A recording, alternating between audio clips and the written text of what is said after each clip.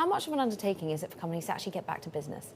Who better than to discuss this? Luke Anear, founder and CEO of SafetyCulture, which works with companies from Unilever to Burger King to conduct safety and quality inspections. And Luke, you must be a man whose business has, well, escalated significantly. What are you seeing? How are you looking at companies worldwide looking to ensure that safety is at the very heart of what they're doing right now? Hi, Carolyn. It's the minds of the CEOs that I speak to around the world really are focused on two things right now. They want to be able to win customers back, and they want to make sure they're building immunity to risk. So we're seeing that safety is becoming a differentiator that will attract customers and their teams back to work the same way that product quality has always done. And so it's now the core component of their brand reputation. This is across all industries, and it's a permanent agenda item now for all team members. And the immunity to risk they need to build, it's no longer good enough to have risk management in place. You now need to make sure that every action of every team member is building immunity to this virus and to this crisis in what they do each day. It's the biggest shift in operations we've seen since World War II. So globally, there's a repurposing or a retraining of teams to be able to combat this virus that's now everywhere. We used to see checklists only really in the bathrooms. They'd be on the wall and you could see who cleaned the bathroom last. Now we understand that every worker is the front line of defence. And so we are seeing a lot of increased activity as a result of COVID-19. With regards to the types of businesses, though, are you seeing some businesses maybe embrace this more fully or more quickly than others? Yeah, the businesses that traditionally have high levels of compliance or high levels of checks in place, such as construction and mining, we see in the SafetyCulture data set about 3 times the level of activity.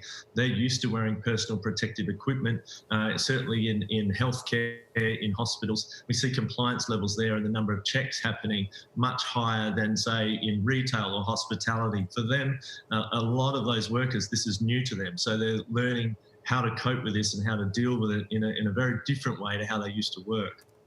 I'm interested in the fact that you're currently sat in Australia. You're a global company with a big footprint from a global perspective. Which areas have you seen really managing to drive forward in terms of a good reopening process? We all look at New Zealand and how well that country has done, but they've got a lot of wind in their sails in terms of being an island nation and how the flu season worked for them. But have they actually managed to get in place a reasonable and safe way for companies to unfold, and has that helped suppress the numbers as well?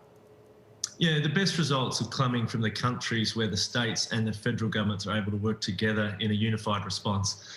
Where we're seeing states that are operating independent of their neighbours, that's where, Florida, for example, what we're seeing at the moment, you're seeing flare-ups happen in those pockets. And even in Victoria, in Australia, there's been some issues there in the past week or so as well. So we're now starting to see the localised outbreaks that we were expecting, and the SafetyCulture customers' activity levels can show us how they're responding to those outbreaks. But it is, somewhat controllable now in the sense that the lockdowns are controlled by people, and the states and the areas that are able to get those measures in place early are able to restrict the extent of those outbreaks. And so we would expect that that'll continue, and we've certainly seen the areas that are managing that early and on the front foot, the ones that are able to contain it. So with regards to the companies that are making these steps and doing these steps, is the idea here, though, that they have to hire either additional workers or some sort of additional labor in some form or another to do this, or are they able simply to take, like, say, a restaurant, just take their normal staff and have them do some of these safety procedures? Mostly it's the existing staff. Across the board, there's often less customers in a business today with social distancing. And so the staff that have been employed previously are able to adapt and take on a lot of the new control measures that we're seeing being implemented. In some situations, there's additional staff, certainly big box retailers or online e-commerce companies with fulfillment centres, SafetyCulture customers that are managing those large deployments are really utilising the staff that they've got in addition to new staff. So it's really a mixed bag. We may remember back in 2002 through to 2004 when one of the early SARS outbreaks occurred, Alibaba, the Chinese retailer, really thrived because everybody was shopping from home. We've certainly seen some of those trends continue continue with the large logistics and fulfillment customers ramping up and increasing the amount of team members they have in place.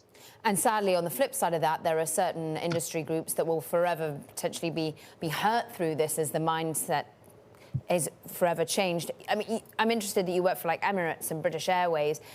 The airline industry has been so hit hard. How are you seeing changes in the long term being made to those industries? Of course, fewer flights at the moment, but will they in the longer term be able to keep such pandemics in check? Yeah, look, I think this is all manageable. It's become a way of life now, and our awareness of how this virus is transmitted has increased significantly in the past 6 months. And so globally, we've all just had a very good lesson on how easily these viruses are transmitted. And there's obviously going to be other viruses in the future. And so by understanding how to reduce the transmission is the key focus for the CEOs that I speak to. And airlines and others are certainly able to reduce the exposure to customers. We've seen some of the new designs coming through from aircraft manufacturers where, you know, they're talking about the middle seat facing the opposite direction and having screens and things like that. We'll see how practical some of those measures are, or if in fact they are required. But one thing we know is, you know, basic sanitation, hand cleaning, things like that can go a long way towards reducing transmission.